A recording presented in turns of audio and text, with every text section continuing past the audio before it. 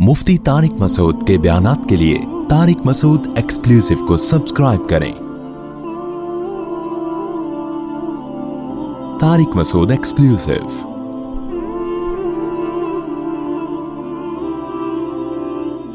जो लोग भी नबी सल्लल्लाहु अलैहि वसल्लम को फॉलो नहीं करते, आपकी इत्तिबा नहीं करते, कुरान ने उनको डराया कि अगर अल्लाह का अजाब आ जाए तो तुम फिर तो सिर्फ अल्लाह ही को पुकारोगे, अपने माबूदीन को और मुशरिकीन को तुम भूल जाओगे। तो अब अल्लाह फरमाते हैं कि ये सिर्फ धमकियाँ नहीं है, बल्कि पिछली उम्मतों में ऐसा हो चुका है। वलक़द अरसलना इला उममिम मिन क़ब्लिका, ए नबी हमने आपसे पहले भी पैगम्बर भेजे पिछली उम्मतों की तरफ। फ़अख़ज़नाहुम बिलबासाई वद्दर्रा, तो हमने उनको भी अजाब में जकड़ा। और कैसे जकड़ा कि हमने उनको गुर्बत में और बीमारियों में डाल दिया। लअल्लहुम यतज़र्रऊन, शायद कि वो लोग अल्लाह के सामने तज़र्रो करने लगे। यानी इसलिए हमने उनको डाल दिया कि दलाइल से इनकी बात समझ में, ये समझना नहीं चाह रहे दलाइल की दुनिया में। तो जब इंसान परेशानियों में मुब्तला होता है तो वो अल्लाह की तरफ रुजू करता है।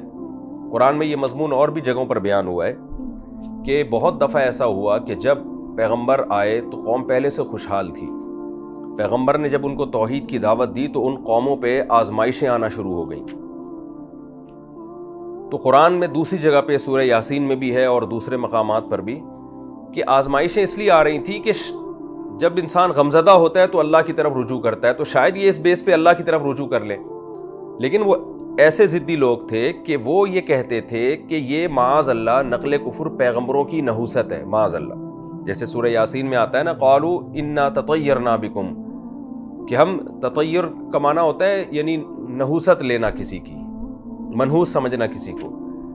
तो ये कहते थे कि पैगम्बरों से कहने लगे कि हम ये समझते हैं कि जब तक आप नहीं थे तो सब कुछ सही था, आप लोगों के आने के बाद ये मसाइल आना शुरू हुए, तो ये माज़ अल्लाह आपकी नहूसत है। और मूसा अलैहिस्सलाम और फ़िरौन के वाक़े में भी ऐसा ही है कि फ़िरौन तो बड़ा खुशहाल था, बड़ा रोब दबदबा और माली वसाइल बहुत थे। जब हज़रत मूसा अलैहिस्सलाम ने उसको समझाना शुरू किया तो अल्लाह ताला ने फ़िरौन के ना मानने पर, कुरान कहता है कि हमने बहुत सारी परेशानियों में फ़िरौनियों को डालना शुरू किया। तो वो इन परेशानियों को भी समझते कि माज़ अल्लाह मूसा अलैहिस्सलाम की नहूसत है। ये इनके, आपने देखा होगा ये जाहिलों में नहूसत का बहुत है। कहीं शादी हो के कोई लड़की गई किसी घर में तो वहाँ माली परेशानी आ गई तो वो बहू पे डाल दी कि बहू जब हमारे घर आई है तो इसकी नहूसत से ऐसा हो रहा है। तो इस्लाम में ये नज़रिया गलत है, कोई परेशानी किसी की नहूसत से कभी भी नहीं आती। तो कुरान कह रहा है कि हमने ये सब कुछ इसलिए किया कि शायद वो तज़र्रो इख्तियार करें। अब कुरान, अल्लाह ताला क्या कह रहे हैं, फलौला इज़ जाअहुम बासुना तज़र्रऊ, ऐसा क्यों ना हुआ कि जब उनको पे कोई परेशानियां आना शुरू हुई तो वो अल्लाह के सामने झुक जाते, अल्लाह परेशानी दूर कर देता। लेकिन ऐसा नहीं हुआ। यानी अल्लाह भी, मैंने आपसे अर्ज़ किया ना बार बार कि कुरान जो हमसे कलाम करता है या अल्लाह ताला जो हमसे कलाम करते हैं तो हमारे मेंटल लेवल के हिसाब से करते हैं और उसी अंदाज में करते हैं जिस अंदाज में आम तौर पर लोग कलाम किया करते हैं। तो गोया अल्लाह भी ताज्जुब का इजहार कर रहे हैं कि ऐसा क्यों ना हुआ। यानी होना तो ऐसा चाहिए ना कि जब कोई परेशानी आती है तो लोग रुजू करते हैं अल्लाह की तरफ। तो अल्लाह खुद भी गोया ताज्जुब का इजहार कर रहे हैं कि ऐसा क्यों ना हुआ कि जब परेशानियां आई तो वो अल्लाह की तरफ लौट कर आते। लेकिन ऐसा हुआ नहीं। हुआ क्या, क़सत क़ुलूबुहुम, इनके दिल सख्त हो चुके थे गुनाह कर करके। वज़य्यन लहुमुश्शैतानु मा कानू यामलून, जो अमल वो लोग कर रहे थे शैतान ने उन आमाल को उनकी निगाहों में मुज़य्यन कर दिया था। क्या मतलब, तौबा तो जब करते ना जब अपने बुरे अमल को बुरा भी समझते। शैतान ने उनकी गंदे और बुरे अमाल को, जो शिर्क थे और पैगम्बरों की मुखालफत और जो भी बुराइयां उन मुआशरों में थी, वो ये समझ बैठे थे कि ये बुराई है ही नहीं। तो जाहिर है जब कोई शख्स किसी बुराई को बुराई ही नहीं समझेगा तो आने वाली परेशानी को अल्लाह का अजाब कैसे समझेगा। और जब आने वाली परेशानी को अल्लाह का अजाब समझेगा ही नहीं, अल्लाह की तरफ से समझेगा ही नहीं, तो तौबा कहाँ से करेगा। तो बार बार यानी जब गुनाह करने का नतीजा ये निकला कि दिल सख्त हो गए और बुराई पे शैतान ने मुज़य्यन चादर चढ़ा दी और वो बुराई को अच्छा समझना उन्होंने शुरू कर दिया। तो शैतान यही काम करता है। उलमा कहते हैं कि इंसान जब गुनाह करता है ना तो दो वजूहात से करता है। बाज़ दफ़ा तो इसलिए करता है कि उसको पता होता है ये काम गलत है, लेकिन उसका दिल उसकी तरफ माइल हो रहा होता है, दिल चाह रहा होता है। तो ये नफ्स की ख्वाहिश होती है जो हर इंसान में होती है। जैसे कुरान में आता है, इन्ना नफ्स लअम्मारतुम बिस्सू, نفس جو ہے وہ برائی ہی کی طرف انسان کو لے کے جاتا ہے، خواہشات کا غلام ہے انسان کا نفس، وہ زنا کی طرف لے کے جائے گا، وہ شراب کی طرف لے کے جائے گا، وہ جھوٹ کی طرف لے کے جائے گا، تو یہ تو ہر شخص کا نفس ہوتا ہے۔ شیطان کیا کرتا ہے؟ شیطان اس برائی پہ لیبل لگا دیتا ہے اچھائی کا، یعنی آپ کے سامنے ایسا خلط ملط کرے گا کہ آپ اپنی نفسانی خواہشات کے ایسے غلام بن جائیں گے۔ دیکھیں جب بھی کوئی برائی کا دل چاہتا ہے نا تو ہماری عقل اور ہمارا ضمیر اس سے ہمیں روکتا ہے۔ جیسے جھوٹ بولنے کا انسان کا دل چاہتا ہے، چوری کرنے کا دل چاہتا ہے، دھوکہ دینے کا دل چاہتا ہے، زنا کرنے کا دل چاہتا ہے، تو ہماری عقل رکاوٹ بنتی ہے کہ یہ کام کرنے کا نہیں ہے، اس میں تمہیں نقصان ہے، یہ برا کام ہے، یہ انسانیت کے لیے ایک بدنما داغ ہے۔ تو شیطان کیا کرتا ہے؟ وہ دلائل کے انبار لگا کر نا آپ کو یہ ثابت کرنے کی کوشش کرتا ہے کہ آپ اس کو برا سمجھ رہے ہو، حقیقت میں یہ برا ہے نہیں۔ تو اب انسان کی عقل معاف ہو جاتی ہے، انسان عقل سے کام ہی نہیں لیتا ایسے موقع پہ، وہ خواہشات کا غلام بنتا ہے اور شیطان کی باتوں میں آ جاتا ہے۔ اس لیے قرآن میں جگہ جگہ شیطان کے لیے تزیین کا لفظ استعمال کیا ہے، یعنی علماء اس کی ایک مثال دیتے ہیں کہ جیسے کوئی برتن میں گوبر بھرا ہوا ہو، آپ کسی کے قریب لے کر جائیں گے تو اس کو اسمیل آئے گی، وہ اٹھا کے پھینک دے گا اس کو، لیکن آپ اسی گوبر پہ ایک خوبصورت چمک پٹی لگا دیں اور خوبصورت مزین چادر ڈال دیں تو آپ نے گویا اس کو مزین کر دیا، اب دیکھنے میں وہ برا نہیں لگے گا۔ تو یہی ہوتا ہے جیسے کہ بہت ہی بدصورت ہو عورت ہو اور میک اپ کر کے وہ زینت اختیار کر لے، یا کوئی گندی چیز ہو اور آپ نے اس میں کوئی ایسا کیمیکل ڈال دیا کہ وہ سونگھنے میں آپ کو بدبو نہیں آ رہی اس میں، تو مزین کا مطلب یہ ہوتا ہے چیز کی حقیقت کو چینج نہیں کیا ہے۔ تبھی دیکھیں نا زینت کسے کہتے ہیں؟ زینت ہوتا ہے نا کہ خواتین نے زینت اختیار کی، تو کیا مطلب؟ جو ان کی کیفیت ہے ایسا بنا دینا کہ جو حقیقت ہے اس سے اچھا نظر آنا شروع ہو جائے کوئی۔ تو مرد بھی زینت اختیار کرتے ہیں، عورت بھی زینت اختیار کرتی ہے، مکانوں کو بھی ڈیکوریٹ کیا جاتا ہے۔ اب دیوار کھوکھلی ہوگی لیکن آپ اس کے اوپر رنگ کر دیں، کلر کر دیں، دیکھنے میں اچھی لگنا شروع ہو جائے گی وہ۔ تو ہر وہ چیز جس کی حقیقت کو چینج نہ کیا جائے بلکہ اوپر سے اس کو آپ خوشنما بنا دیں کہ نظر میں اچھی لگنے لگے، اس عمل کو تزیین و آرائش کہا جاتا ہے۔ تو شیطان یہ کرتا ہے کہ ایک عمل جس کی حقیقت ہی یہ ہے کہ وہ گندا پلید برا عمل ہے، شیطان دلائل کے انبار لگا کر آپ کو یہ دکھانے کی کوشش کرتا ہے کہ آپ جو اس عمل کو برا سمجھ رہے ہو تو یہ برا ہے نہیں، تو آپ شیطان کی باتوں میں آ کے اس کو اچھا سمجھنا شروع کر دیتے ہو۔ اور شیطان یہ نہیں کرتا کہ حقیقت ہی چینج کر دے، آپ اس کی گہرائی میں جاؤ گے تو آپ کو لگے گا کہ یہ شیطان مجھے بے وقوف بنا رہا ہے، حقیقت میں یہ اچھا نہیں ہے۔ لیکن عقل مند لوگ گہرائی میں جاتے ہیں اور نفس پرست لوگ اور خواہشات نفسانیہ کے جو غلام لوگ ہوتے ہیں وہ گھننے بن کے شیطان کی باتوں میں آتے ہیں اور وہ زیادہ دلائل کی گہرائیوں میں جاتے نہیں۔ آج صبح شام ہم دیکھ لیں کہ جس نے بھی جس برائی کو دنیا میں عام کرنا ہوتا ہے اس کے پاس دلائل بہت ہوتے ہیں۔ جیسے فرعون کے بارے میں قرآن مجید میں آتا ہے کہ جب فرعون کے دربار میں ایک شخص نے اسلام قبول کیا تو اس نے فرعون کو، وہ اسلام چھپایا ہوا تھا تو اس نے فرعون کو کہا کہ دیکھو تم موسیٰ علیہ السلام کی اتنی مخالفت کر رہے ہو، اس بات کا بھی تو امکان ہے کہ یہ سچے نبی ہوں، بالفرض اگر یہ سچے نبی نکلے تو ہمارا بنے گا کیا؟ اور پھر اس نے پچھلی قوموں کے واقعات بھی سنائے کہ پچھلی قوموں کو خدا نے کیسا ہلاک کیا ہے، ان کے تاریخی واقعات تم جانتے ہو، ان کے کھنڈرات سے تم گزرتے ہو، یہ سب کچھ تم اپنی آنکھوں سے دیکھ چکے ہو، تو اس کا بھی تو امکان ہے نا کہ یعنی فرض کر لیں کہ موسیٰ علیہ السلام معاذ اللہ جھوٹے نبی ہیں، لیکن امکان تو ہے نا کہ اگر سچے نکلے تو ہمارا کیا ہوگا؟ تو اب دیکھیں کتنی عقل کی بات کی اس رجل مومن نے۔ لیکن فرعون نے جواب میں کیا کہا؟ ما اریکم الا ما ارا وما اہدیکم الا سبیل الرشاد، کیونکہ حکومت کے نشے میں، طاقت کے نشے میں اتنا مست ہو گیا تھا کہ وہ یہی لوگوں سے کہہ رہا تھا کہ ما اریکم الا ما ارا، میری جو رائے ہوگی وہی میں تمہیں بتاؤں گا، وما اریکم وما اہدیکم الا سبیل الرشاد، اور میں گارنٹی سے یہ بات کہتا ہوں کہ میں تمہارے سامنے صحیح بات کروں گا، وہی بات کروں گا جس میں تمہارا فائدہ ہو۔ یعنی ہمیں موسیٰ سے دشمنی کرنی ہے اور یہ جادوگر ہے اور یہ جادو کے زور سے حکومت، یہ کوئی اللہ کے نبی نہیں ہے اور یہ کوئی حق کی دعوت لے کے نہیں آئے، ان کا مقصد ہماری حکومت کو ختم کر کے اپنی حکومت قائم کرنا، تو ایک طریقہ انہوں نے ایجاد کیا۔ حالانکہ فرعون جانتا تھا کہ میں غلط کہہ رہا ہوں، لیکن وہی بات ہے کہ برائی کو اس نے ایک خوشنما لحاف میں اور خوشنما چادر میں لوگوں کے سامنے پیش کیا کہ میں تمہارے وسیع تر مفاد کی بات کر رہا ہوں۔ جیسے آج ہمارے سیاستدان ہیں، ہر برائی میں آپ دیکھ لیں کہ وہ کہتے ہیں قوم کے وسیع تر مفاد کے لیے ہم نے یہ کام کیا ہے۔ تو قرآن کہتا ہے وَزَيَّنَ لَهُمُ الشَّيْطَانُ مَا كَانُوا يَعْمَلُونَ۔ جیسے ایک اور میں ایک اچھی مثال دے کے پھر آگے چلتا ہوں۔ جب انسان گناہ کرنے لگتا ہے تو اس کا ضمیر اسے ملامت کرتا ہے میں غلط کر رہا ہوں، لیکن دیندار آدمی کے سامنے شیطان اس برائی کو کیسے مزین کرتا ہے کہ بھئی توبہ کا دروازہ کھلا ہوا ہے، گناہ کر لو بعد میں توبہ کر لینا۔ تو بہت سے میں نے دیندار دیکھیں اس امید پہ گناہ کر رہے ہوتے ہیں کہ ہم توبہ کر لیں گے۔ تو اب کیا ہوا کہ وہ برائی تو ہے لیکن اس برائی کو شیطان نے بہت ہلکا کر دیا کہ توبہ کا دروازہ تو کھلا ہوا ہے نا، تو بعد میں توبہ کر لینا۔ علماء اس کی مثال دیتے ہیں کہ ایک ہے کہ انسان زخمی ہو جائے کسی وجہ سے پھر اس کا علاج کر لے، اور ایک ہے اپنے آپ کو زخمی کرنا اس نیت کے ساتھ کہ بعد میں علاج کر لوں گا۔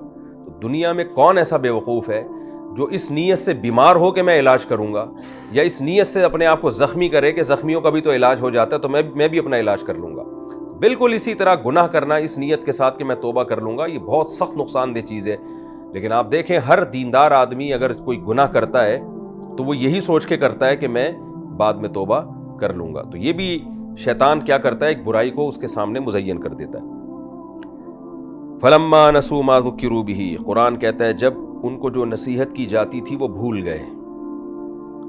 بھولنے کا کیا مطلب ہے؟ ایسے انہوں نے اس نصیحت پر عمل کرنا ترک کر دیا گویا کہ ان کو کچھ کہا ہی نہیں گیا ہے۔ اتنے سخت دل ہو گئے کہ ان کے دماغوں سے ہی وہ نصیحتیں پیغمبروں کی اوجھل ہو گئیں۔ تو پھر کیا کیا؟ فتحنا علیہم ابواب کل شیء، ہم نے ہر چیز کے دروازے ان پر کھول دیے۔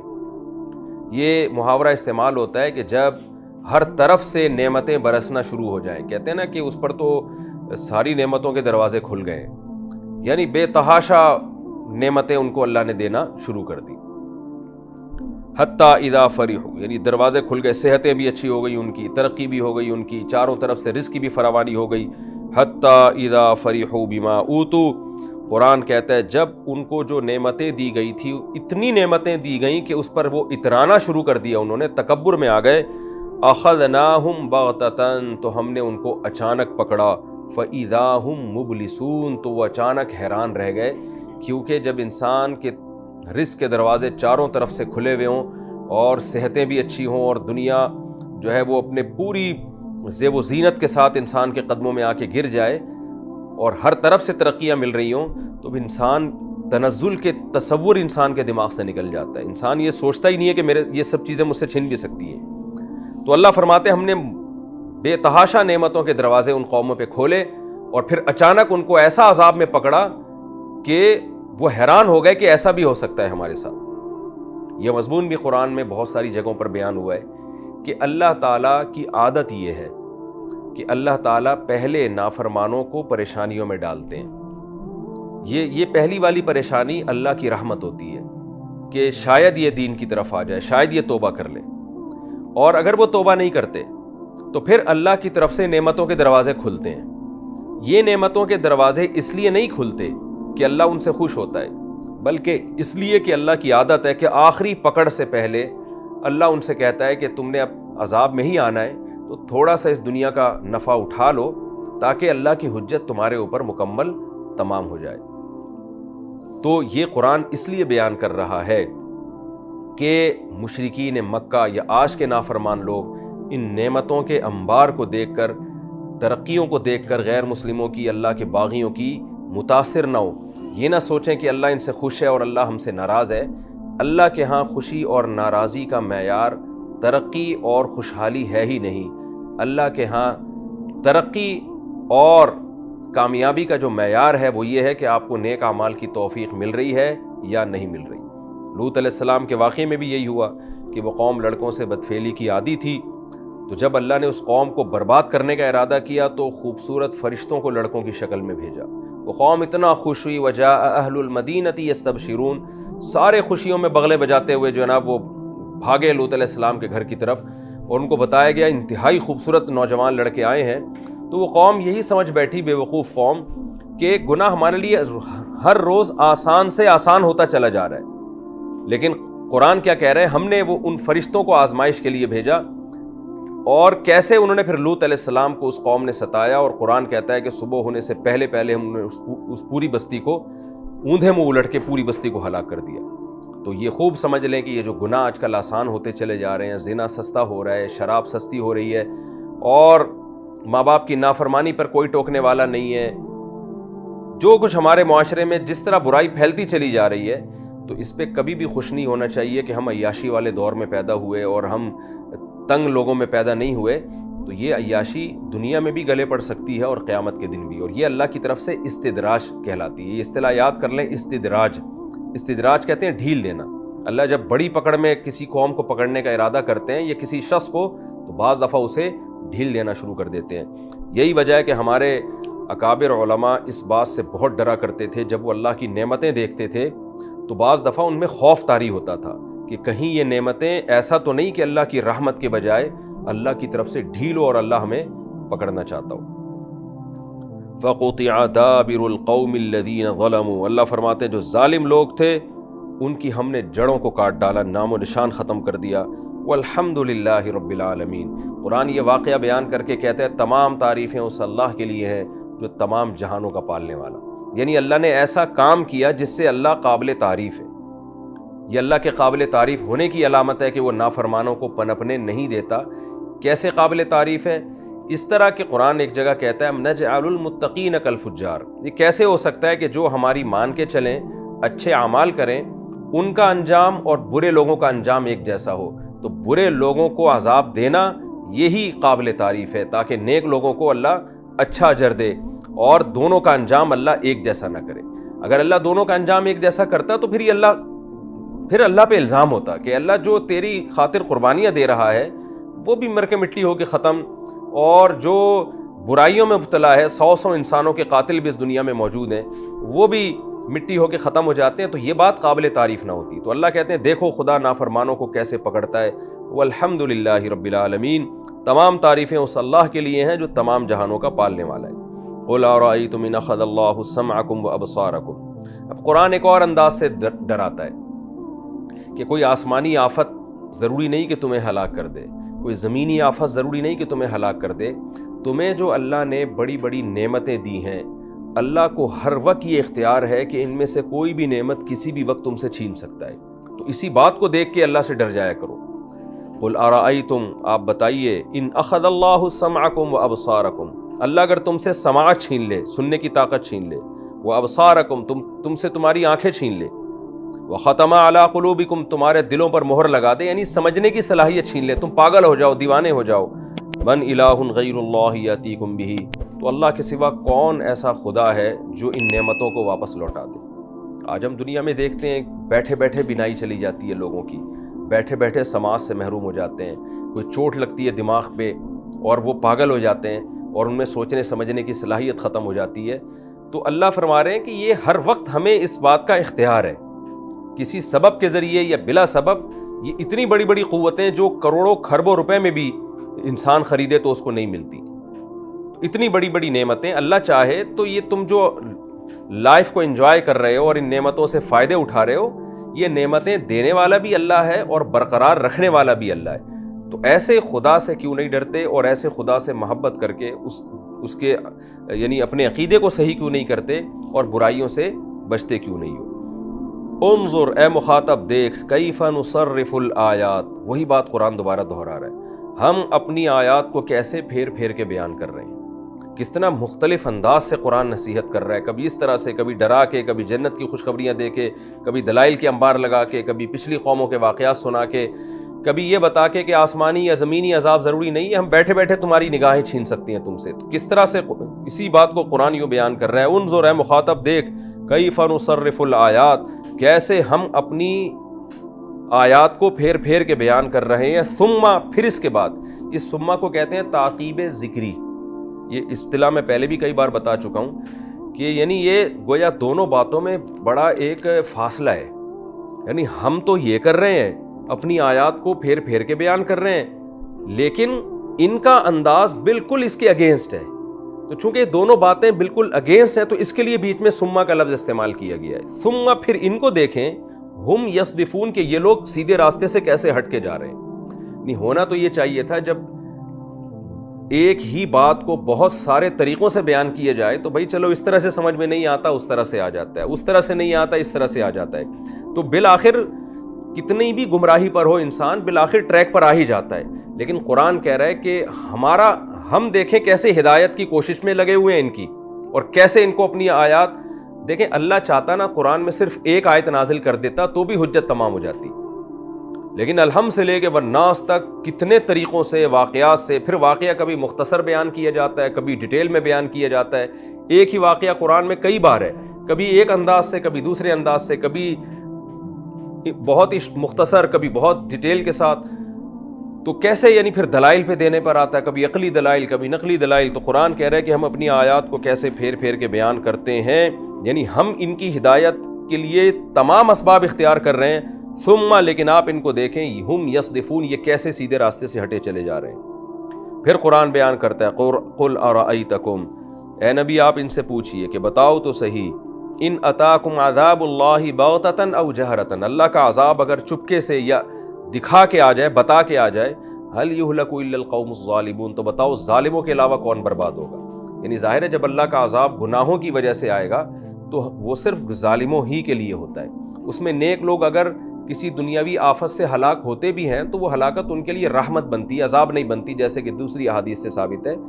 تو حقیقی معنی میں ہلاکت تو ظالموں ہی کی ہوگی. تو قرآن بتا رہا ہے کہ جو ظالم لوگ ہیں اگر اللہ کا عذاب آ جائے تو وہی ہلاک ہوں گے, پرہیزگار لوگ اس سے بچ جائیں گے. یعنی یہ اتنی واضح بات ہے, گویا قرآن سوال قائم کر رہا ہے کہ جب اللہ کا عذاب آئے گا تو بتاؤ هل یہلک الا القوم الظالمون, تو کیا ظالموں کے علاوہ کوئی تباہ ہو سکتا ہے؟ تو ظاہر ہے ظالم بھی کہے گا کہ یقیناً عذاب اگر آئے گا تو ظالم ہی تباہ ہوں گے. تو عقل مندی کا تقاضا یہ ہے کہ اس ظلم سے انسان توبہ کر لے. وما نرسل المرسلین الا مبشرین ومنذرین, اور ہم پیغمبروں کو نہیں بھیجتے مگر خوشخبریاں بنانے والا اور ڈرانے والا بنا کے.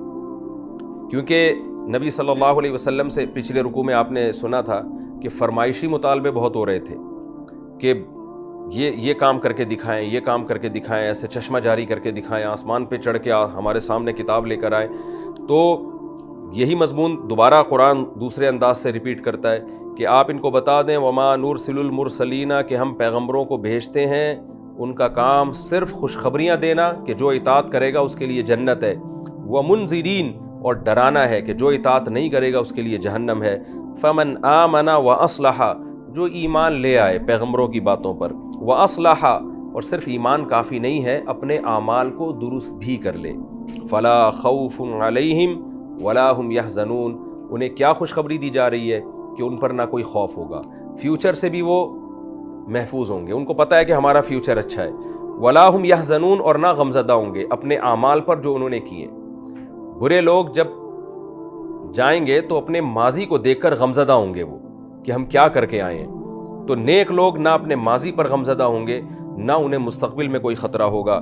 والذین کذبوا بآیاتنا, اور جو ہماری آیات کا انکار کریں گے, یمسہم العذاب بما کانوا یفسقون, جو گناہ یہ کرتے رہے اس گناہ کے بدلے میں ان کو عذاب پہنچے گا. قل لا اقول لکم عندی خزائن اللہ, رہا یہ مسئلہ کہ یہ کہتے ہیں کہ آپ زمین سے چشمے جاری کریں اور آپ یہ کر کے دکھائیں, یہ کر کے دکھائیں, تو اے نبی آپ اپنی پوزیشن ان کے سامنے واضح کر دیں, ان کو بتا دیں لا اقول لکم, میں تم سے یہ کبھی نہیں کہتا, عندی خزائن اللہ, کہ میرے پاس اللہ کے خزانے, یعنی خزانوں کا میں مالک ہوں کہ جو چاہے دنیا کے سامنے ظاہر کر دوں, ایسا کچھ نہیں ہے. ولا اعلم الغیب, اور نہ غیب کا مجھے علم ہے, یعنی غیب سے مراد کلی غیب, کہ ہر چیز کا مجھے فیوچر میں علم ہے یا ماضی میں یا حال میں. تو کیونکہ یہ سوال بہت زیادہ کیا جاتا تھا کہ قیامت کب آئے گی, جس عذاب کا آپ ہم سے وعدہ کرتے ہیں وہ عذاب کب آئے گا, تو اس طرح کے بیہودہ سوالات بہت ہوتے تھے. تو آپ ان کو کہہ دیجیے کہ غیب کا علم مجھے نہیں ہے, نہ مجھے یہ پتہ ہے کہ قیامت کب آئے گی, نہ مجھے یہ پتہ ہے کہ اللہ جو تم سے شکست کا وعدہ کر رہا ہے کہ تمہیں شکست ہوگی, وہ شکست کب ہوگی. میں اللہ کا پیغام پہنچانے کے لیے آیا ہوں, عذاب دینے والا اللہ, نجات دینے والا اللہ. تو آپ اپنی پوزیشن بتا دیں. ولا اقول لکم انی ملک, اور نہ میں تم سے یہ دعویٰ کرتا ہوں کہ میں فرشتہ ہوں, کیونکہ مشرکین یہ بھی کہتے تھے ما لہذا الرسول یاکل الطعام ویمشی فی الاسواق, یہ کیسے پیغمبر ہیں تو کھانا بھی کھاتے ہیں اور یہ بازاروں میں خریداری بھی کرتے ہیں. تو یہ تو نہیں, یہ تو جیسے ہمارے یہاں ایک بزرگی کا تصور ہے نا کہ بزرگ جو ہے نا وہ نہ بھاگ سکتے ہیں, نہ دوڑ سکتے ہیں, نہ تیر سکتے ہیں, اور نہ جناب وہ نکاح کر سکتے ہیں, وہ ایک عجیب سی کوئی مخلوق بزرگ, جو جاہلوں میں تو یہی تصور ہے. تو تو وہی تصور وہ نبی کے بارے میں تھا کہ یہ تو بھائی خریداری بھی کر رہے ہیں تو روٹی کھاتے ہیں، ان کو تو بیمار بھی ہوتے ہیں، ان کو تو یہ تو نکاح بھی کرتے ہیں، تو یہ تو ہماری طرح کے انسان ہیں۔ تو اللہ نے حکم دیا لا اقول لکم انی ملک، ان کو بتائیں میں نے کب دعویٰ کیا کہ میں فرشتہ ہوں، تو میں تو انسان ہوں، تو انسان کے ساتھ تو یہ تمام لوازمات لگے ہوئے ہیں۔ ان اتبع الا ما یوحی الی، اور میں اتباع کروں گا، نہیں اتباع کروں گا الا مگر اس چیز کی یوحی الی جو میری طرف وحی کی جا رہی ہے، یعنی میں جو تمہیں اللہ کا پیغام پہنچا رہا ہوں تو ایسا نہیں ہے کہ میں خود اپنے آپ کو اس سے خارج سمجھتا ہوں، میری حیثیت اور تمہاری حیثیت اس حیثیت سے برابر ہے کہ ہم دونوں اللہ کے عبد ہیں، غلام ہیں، اور ہم مجھ سے بھی اور تم سے بھی ان اعمال کے بارے میں سوال کیا جائے گا جن اعمال کا اللہ نے ہمیں مکلف بنایا ہے۔ تو جو باتیں میں تم سے کہہ رہا ہوں یہ باتوں پر میں خود بھی عمل کروں گا، اور نبی نے عمل کر کے دکھایا۔ آج بہت سے جاہل پیر آپ نے دیکھا ہوگا کہ دوسروں کے لیے تو صبح و شام نصیحتیں، خود ان کا کوئی عمل ٹھیک نہیں ہوتا، ان کے جاہل مریدین اپنے پیر صاحب کی ہر برائی کو جو ہے وہ کھینچا تانی کر کے اور تعویل کر کے اچھا ثابت کرنے کی کوشش کر رہے ہوتے ہیں۔ تو قرآن کہہ رہے ہیں نتبع الا ما یوحی الی، کہ میں تو اسی چیز کی اتباع کروں گا جو میری طرف وحی کی جا رہی ہے، اس میں میں اور تم برابر ہیں۔ قل هل يستوي الاعمى والبصير، قرآن کہہ رہے ہیں اتنی دو ٹوک اور واضح دعوت کے بعد آپ ان سے کہہ دیجئے کہ اب بتاؤ هل يستوي الاعمى والبصير، کیا نابینا اور کیا اندھا اور آنکھوں والا برابر ہو سکتے ہیں؟ یعنی اس کے بعد بھی اگر تمہیں بات سمجھ میں نہیں آ رہی اور وہی بےہودہ مطالبہ کر رہے ہو تو اس کا مطلب تم ان دلائل کو دیکھ ہی نہیں رہے، تو تم اندھے ہو۔ تو جیسے دنیا میں اندھا اور بینا، آنکھوں والا اور اندھا برابر نہیں ہو سکتے۔ اندھے کو تو پتہ ہی نہیں کہ بیچارے کو میں نے قدم کہاں رکھنا ہے، اسے تو ہر قدم پہ رہنمائی کی ضرورت ہے، اور کھائی میں گر سکتا ہے، ٹکرا سکتا ہے، اور آنکھوں والا کیسا چلتا چلا جا رہا ہوتا ہے۔ تو یعنی تم اگر ان دلائل پہ غور کرو گے تو تمہارے سامنے ہدایت کا راستہ بالکل واضح ہے، تم اس ٹریک پہ چلتے چلے جاؤ۔ لیکن اگر اسلام کی ہدایت کو تم فالو نہیں کرتے اور ان دلائل میں غور نہیں کرتے تو تم اندھے کی طرح ہو، تمہیں کیا پتا کہ صحیح کیا ہے غلط کیا ہے۔ اتنی زبردست آیت ہے قرآن مجید کی، آج بھی قرآن کی یہ آیت ببانگ دہل پوری دنیا کو چیلنج کر رہی ہے کہ ہدایت کا راستہ صرف قرآن کے پاس ہے۔ آپ غیر مسلموں سے پوچھیں، میں اکثر بیان میں یہ چیلنج کرتا ہوں کہ آپ کسی غیر مسلم سے پوچھیں یا لبرل لوگوں سے پوچھیں جو مذہب کو فالو نہیں کرتے، صرف یہ پوچھیں کہ اچھے اور برے کو ڈیفائن کر کے بتا دو کہ اچھائی کی ڈیفینیشن کیا ہے، برائی کی ڈیفینیشن کیا ہے۔ دنیا قیامت آ جائے گی جب تک آپ مذہب کو بنیاد نہیں بناتے، اسلام کو بنیاد نہیں بناتے، آپ اچھائی کو ڈیفائن کر ہی نہیں سکتے کہ اچھائی کی ڈیفینیشن کیا ہے، اور برائی کو آپ ڈیفائن کر ہی نہیں سکتے کہ برائی کی ڈیفینیشن کیا ہے۔ کسی نے کلچر کو اصل بنایا ہوا ہے، اس میں کسی نے اپنی رسومات کو بنایا ہوا ہے، کوئی خام میں جو ہے نا وہ عقل سے فیصلہ کرنے میں لگا ہوا ہے، حالانکہ عقل، ہر آدمی کی عقل دوسرے سے مختلف ہے۔ تو آپ دیکھیں پوری دنیا میں کیا یعنی ایک کتنی بڑی بڑی برائیاں ہیں، کتنے بڑے بڑے جرائم ہیں، لیکن چونکہ لوگ ان جرائم میں برائیوں میں مبتلا ہو گئے تو دنیا نے ان کو برائیوں کی فہرست سے ہی خارج کر دیا۔ لوط علیہ السلام کی قوم تو لڑکوں سے بدفعلی کرتی تھی، وہ اس عمل کو برا نہیں کہتی تھی، حالانکہ کس قدر گھناؤنا اور غیر فطری عمل ہے۔ تو قرآن کہہ رہا ہے کہ آپ ان سے کہہ دیجئے هل يستوي الاعمى والبصير، کیا نابینا اور آنکھوں والے برابر ہو سکتے ہیں؟ یعنی اس کے بعد بھی اگر تم بات نہیں سمجھتے تو اس کا مطلب تم تو نابینا و اندھے ہو۔ ظاہر ہے جس کی آنکھیں ہوتی ہیں، نابینا آدمی آنکھوں والا جیسا نہیں ہوتا، تو آنکھوں والے بنو، تو کیوں اپنے آپ کو نابینا لوگوں کی فہرست میں شامل کر رہے ہو؟ افلا تتفکرون، تو کیا تم غور و فکر سے کام نہیں لیتے؟ یعنی کیا اس کے بعد بھی تم اسی اندھے پن پہ چلنا قبول کرتے ہو اور غور و فکر سے کام نہیں لیتے؟ یہ ہمارا رکوع تھا سورہ انعام کا رکوع نمبر 5 اور 7ویں پارے کا رکوع نمبر 11۔ ہمارا وقت بھی تقریباً ختم ہونے والا ہے۔ اس رکوع، یہ بہت اہم رکوع تھا، اس میں کا خلاصہ یہی ہے کہ اللہ تعالیٰ نے پچھلی امتوں کے واقعات بیان کیے کہ ہم ان کو پریشانیوں میں ڈال دیا کرتے تھے، بیماریوں میں ڈال دیا کرتے تھے تاکہ وہ عاجزی کریں، لیکن اتنے دل سخت ہو گئے کہ عاجزی کرنے کے بجائے، عاجزی اور توبہ کرنے کے بجائے انہی گناہوں پہ مصر رہے۔ پھر جب اللہ نے دیکھ لیا کہ ان میں توبہ کی صلاحیت ہی ختم ہو گئی ہے تو پھر اللہ فرماتا ہے کہ ہم نے ہر قسم کی رحمت کے دروازے کھول دیے۔ تو یہ خوب سمجھ لیں کہ اللہ کی طرف سے پریشانی آنا یہ بھی اللہ کی رحمت ہے، اگر آپ کو اللہ کی طرف رجوع کی توفیق مل رہی ہے۔ بعض دفعہ اللہ پریشانیوں میں ڈال دیتے ہیں، اور یہ یعنی اس رکوع میں جو اہم بات ہمیں معلوم ہو رہی ہے نا، وہ یہی معلوم ہو رہی ہے کہ ان پریشانیوں سے مایوس نہیں ہونا چاہیے، اللہ کی رحمت سمجھنا چاہیے، اور خوشحالی میں اترانا نہیں چاہیے۔ اس خوش فہمی میں نہ رہیں کہ اللہ مجھ سے خوش ہے اس لیے اللہ نے مجھے اتنے مال و دولت سے نوازا ہے، عزت سے، شہرت سے، اس خوش فہمی میں نہ رہیں۔ یہ اللہ کی نعمت بھی ہو سکتی ہے شہرت، لیکن یہ اللہ کی طرف سے عذاب کی تیاری بھی ہو سکتی ہے۔ تو غیر مسلم تو بالکل بے فکر ہو کے زندگی گزارتا ہے، انہیں ان چیزوں کی کوئی پرواہ نہیں ہے، لیکن مسلمان پریشانی میں اللہ کو یاد کرتا ہے اور خوشحالی میں بھی بے خوف نہیں ہوتا۔ حضرت مفتی شفیع صاحب رحمہ اللہ تعالیٰ ایک دفعہ مولانا الیاس رحمۃ اللہ علیہ جو تبلیغ جماعت کے ذمہ دار تھے ان کی عیادت کے لیے گئے، تو مولانا الیاس رحمۃ اللہ نے فرمایا کہ میرا جو تبلیغ کا کام ہم نے شروع کیا دنیا میں اتنی تیزی کے ساتھ پھیل رہا ہے اور اللہ کی اتنی مدد ہو رہی ہے کہ مجھے ڈر لگتا ہے کہ اللہ کی طرف سے ڈھیل تو نہیں ہے کہیں، ہمیں ایسا تو نہیں اللہ ہم سے ناراض ہے اور اتنی ترقیاں دے رہا ہے۔ تو حضرت مفتی شفیع صاحب رحمۃ اللہ نے فرمایا کہ نہیں، اللہ کی رحمت ہے، ڈھیل نہیں ہے، اس لیے کہ جب ڈھیل ہوتی ہے نا تو پھر انسان کو یہ خوف نہیں ہوتا اس کے اندر کہ پتہ نہیں کہیں یہ ڈھیل نہ ہو۔ یہ آپ کے دل میں جو خوف ہے نا، یہ خوف اس کی علامت ہے کہ یہ اللہ کی رحمت ہی ہے، اللہ کی ڈھیل نہیں ہو۔ واقعی زبردست دلیل دی انہوں نے کہ قرآن سے یہ پتہ چلتا ہے کہ جب قوموں پہ اللہ کی رحمتوں کے دروازے کھلے ہیں، یعنی نعمتوں کے دروازے کھلے ہیں، تو وہ اترانے لگے، ان کو ان کے دل میں یہ خوف آیا ہی نہیں کہ یہ کوئی اللہ کی طرف سے استدراج اور ڈھیل بھی ہو سکتی ہے۔ تو اگر آپ کو نعمتیں ملی ہوئی ہیں لیکن آپ کے دل میں تھوڑا سا خوف ہے کہ کہیں ایسا نہ ہو کہ اللہ ہمیں پکڑنے کے لیے یہ نعمتیں دی ہو، تو یہ خوشخبری ہے، یہ اس کی علامت ہے کہ انشاءاللہ یہ نعمت واقعی نعمت ہی ہوگی، لیکن ایسے موقع پہ اپنے اعمال کی بھی فکر کرنی چاہیے۔ اور اس واقعے سے ہمیں یہ بھی پتہ چلا کہ حضرت مولانا الیاس رحمۃ اللہ علیہ دینی ترقی کے بارے میں ڈر رہے ہیں کہ اللہ کی ڈھیل نہ ہو، اور آج دولت ملتی ہے اس میں بھی نہیں انسان ڈر رہا ہوتا، حالانکہ دینی ترقی تو ایک دینی ترقی ہے، لیکن ان کو یہ خطرہ تھا کہ ایسا تو نہیں ہے کہ اللہ نے میرے ذریعے سے اتنا کام لے کے اس کو دنیا میں پھیلا دیا، تو کام تو اللہ کسی فاسق سے بھی لے سکتا ہے، تو ان کو یہ ڈر تھا اپنے بارے میں۔